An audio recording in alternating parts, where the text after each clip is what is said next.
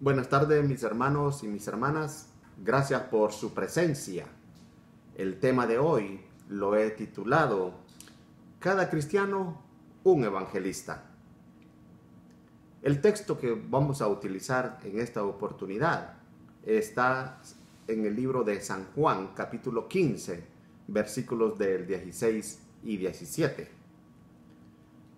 Cuando lo encuentre, si usted tiene su Biblia a la mano, lo invito a que la lea junto conmigo. La palabra del Señor la leemos en el nombre del Padre, del Hijo y de su Espíritu Santo, que dice de esta manera, Juan 15, 16 al 17. Vosotros no me escogisteis a mí, sino que yo os escogí a vosotros, y os designé para que vayáis y deis fruto, y vuestro fruto permanezca, para que todo lo que pidáis al Padre en mi nombre, Él lo conceda. Esto os mando, que se amen los unos a los otros. Oremos. Padre, gracias te damos por este mensaje, Señor, que tú has preparado de antemano para que nuestros corazones se llenen de esa fe que nos fortalece para seguir viviendo conforme a tu voluntad.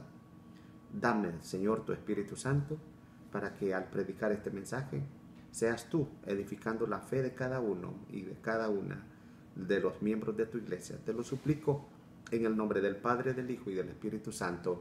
Amén. A manera de introducción, recuerdo que las estadísticas del censo del año 2000 afirmaba que el número de hispanos latinos que vivían dentro del condado de Cumberland era más o menos de unos 1,000 personas. Ahora, según las proyecciones del nuevo censo, seremos cerca de 2,000 personas hispanas latinas viviendo en este lugar. Eso significa que la población hispana ha crecido en números, y es por eso que es muy frecuente encontrarnos a paisanos por todos lados, lo que supera el número de las personas conocidas que hasta ahora cada uno de nosotros ha tenido. Y hablando del crecimiento de la población mundial, es una realidad en todos los países y pueblos. Pero hay un problema, y es que todavía no vemos reflejado ese mismo crecimiento dentro de las instituciones religiosas. Y hablo aquí de cualquier tipo de denominación religiosa, no específicamente de una. El problema es este. Las iglesias en todo el mundo están perdiendo personas, están dejando las personas de asistir a las iglesias.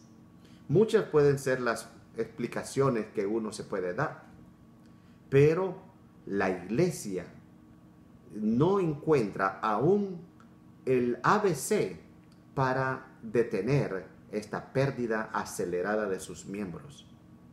Hasta este momento, el camino para revertir esa tendencia de ir perdiendo miembros en todas las iglesias alrededor del mundo entero es algo preocupante. ¿Cuál es la solución? Creo yo que la solución a este problema se encuentra en la Biblia misma.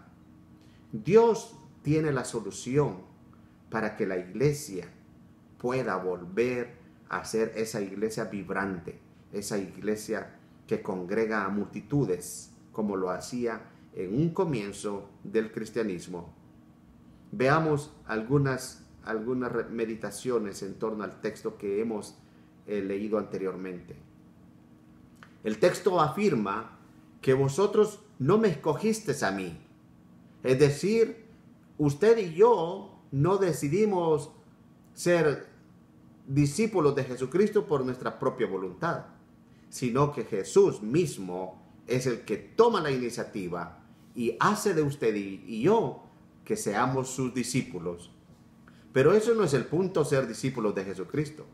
La razón del discipulado cristiano es que Jesucristo en su palabra dice que estamos llamados a ir y dar frutos. Y esos frutos deben de permanecer.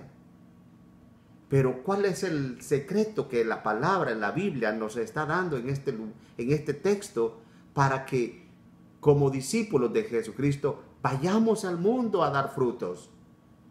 El secreto, y lo dice en el versículo 17, está en el amor hacia los demás.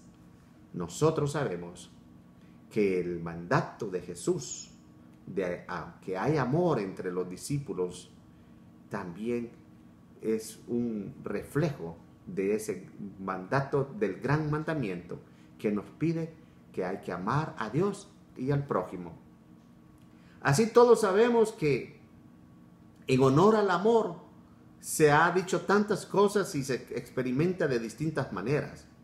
Existe el amor en la pareja, en los esposos en el hogar. Existe el amor de los padres hacia los hijos, de los hijos hacia los padres, de los hijos entre ellos, de los amigos y conocidos.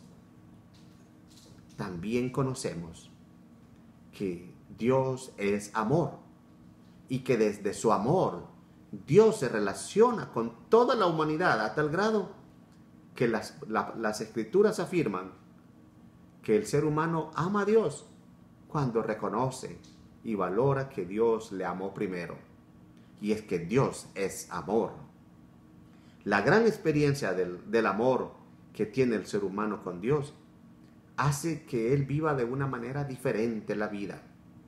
Estar conscientes de que el ser humano tiene el amor de Dios en su corazón es porque Dios ha inundado de tal manera la vida de esa persona que su corazón rebosa del amor de Dios. Este amor incondicional de Dios por el ser humano es lo que Jesús les recuerda a sus discípulos cuando les pide que amen, que se amen unos a otros. Y es que el amor de Cristo por nosotros se demuestra en cada momento en cuando la iglesia se congrega y se reúne y hacemos entre nosotros un tiempo muy especial donde en ambiente de compañerismo adoramos y glorificamos al Dios de la vida, el Dios que nos congrega, el Dios que nos ha escogido, el Dios que nos hace sus discípulos. Es por amor a Dios que aceptamos que en Jesucristo Dios nos ha escogido a cada uno y nos ha hecho sus discípulos. Eso significa que Jesús le eligió a usted y a mí y a todos los cristianos que en el mundo entero confesamos nuestra fe en Jesucristo antes de que nosotros fuéramos conscientes de abrir nuestro corazón a Dios y le dijéramos que sí aceptamos a su Hijo Jesucristo como nuestro Salvador personal. Dios nos había elegido desde antes de la creación del mundo, dice su palabra en la Biblia. Aún antes de que fuéramos formados en el seno materno o naciéramos a la vida como seres humanos. Dios ya nos había escogido y consagrado para que fuésemos sus discípulos. Todo esto lo hace Dios para que nosotros podamos reconocer que siendo sus discípulos, aún existen miles de millones de personas alrededor del mundo que se resisten a aceptar esta oferta del amor de Dios para ser sus discípulos. La humanidad entera vive separada, un gran sector de la humanidad entera vive separada de ese amor que Dios les ofrece a cada una de las personas. Y separados del amor son miles de millones de personas que viven desesperadas y desprotegidas de ese amor sobrenatural de Dios.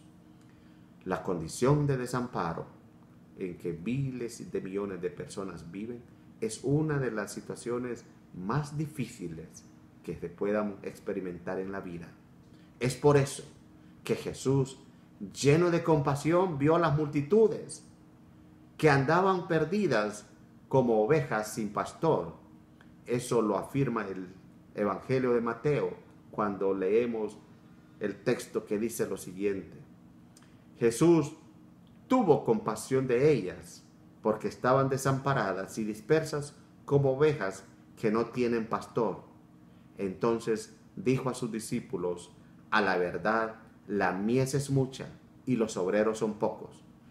Rueguen, que es lo mismo, oren al Dios de la mies, que envíe más obreros a su mies. Aquí nosotros reconocemos que la mies es amplia, según las palabras del Evangelio de Mateo. La mies es grande, la mies es mucha, y los obreros son pocos. Por eso Jesús recomienda usar la oración. Nosotros sabemos, y la experiencia que tenemos es esta, que estamos en oración por las personas que están en tiempos difíciles, especialmente hoy con el coronavirus. Nosotros, los hijos de Dios, estamos orando por esta situación de enfermedad y de salud. Estamos clamando a Dios para que continúe protegiendo su creación y todos los pueblos de la tierra, como lo está haciendo hasta ahora. Y estamos seguros que pronto habrá un medicamento para curar a las personas contaminadas con esta enfermedad del coronavirus. También los cristianos, como miembros de las iglesias y parte del cuerpo de Cristo, tenemos la oportunidad de orar por la salvación de las miles de millones de personas que andan como ovejas sin pastor. Jesús nos pide también entonces que nosotros en este momento podamos dedicarnos a orar, ya no solo por las ovejas, que son miles de millones que andan como ovejas sin pastor, sino que oremos a Dios para que mueva la voluntad de los cristianos y seamos más obreros trabajando en la mies. Este es el secreto, porque Dios le ha dado a la iglesia un propósito a partir de ese amor con que creó su iglesia. Dios quiere que cada cristiano es llamado a ser miembro del cuerpo de Cristo con un propósito. Y el propósito es que Dios nos ha escogido para ir a predicar su evangelio. Porque la vida de estas personas claman a Dios por una voz que les lleve un mensaje de esperanza. Y si actuamos de esa manera, como cristianos, haremos que la iglesia se reencuentre con su propósito y razón de ser, y muchas personas entreguen su alma a Cristo, y el crecimiento de la iglesia será una realidad. Y la historia de la pérdida de miembros de las iglesias será cuestión del pasado. En conclusión, me gustaría leer el texto que Pablo nos dejó en el libro de Romanos cuando afirma: ¿cómo pues invocarán a aquel en el cual no han creído? ¿Y cómo creerán en aquel de quien no han oído? ¿Y cómo oirán sin haber quien les predique? ¿Y cómo les predicarán si no son enviados? Como está escrito: cuán hermosos son los pies de los que predican las buenas nuevas de la palabra de Dios. Este texto me recuerda a mí que es urgente la necesidad que tenemos los cristianos de ir a comunicar este mensaje de esperanza a un mundo que vive alejado de Dios. Y en toda comunicación humana, todos reconocemos que existen dos partes. Puede ser individual o grupal, pero existen dos partes. Una de esas partes se le conoce como el emisor y la otra parte se le conoce como el receptor. Lo que une a esas dos partes es el mensaje que es transmitido por un mensajero que tiene un corazón rebosando del amor de Dios. El mensajero en este caso eres tú, hermano, hermana. Eres cada uno de los cristianos que en obediencia al mandato de Jesús se dedica a compartir el mensaje del evangelio a todas las personas que viven a su alrededor. Así que, mis hermanos, todos somos enviados por el mismo Cristo a predicar el mismo mensaje, las buenas nuevas de salvación que se encuentran en el único evangelio que existe.